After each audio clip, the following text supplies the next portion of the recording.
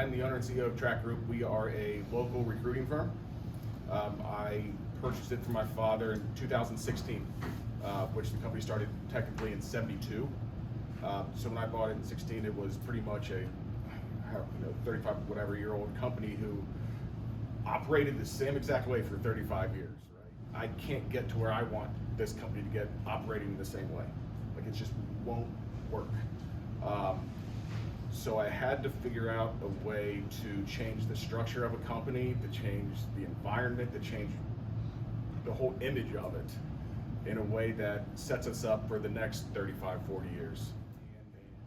I think the first thing I did was set the board of advisors, because I knew I needed to surround myself with people who were going to keep me accountable, but also I could depend on that thinks differently than I did and who could bring other experience to the table.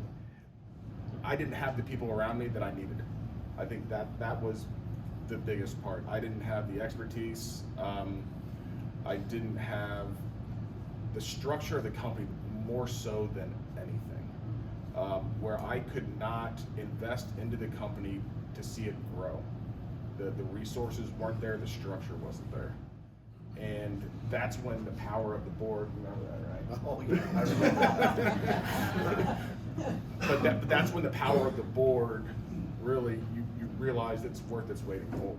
This was the biggest part about having a successful board, is knowing what you need, knowing what you want to do going into the board, and surrounding yourself with the right people. Well, when I was interviewing people for the board, almost every single person said, "What's your strategic plan? What's your strategic plan?" Chose Blueprint because of its concise in nature, right? I didn't want a strategic plan that was a binder full of just like an operating procedures.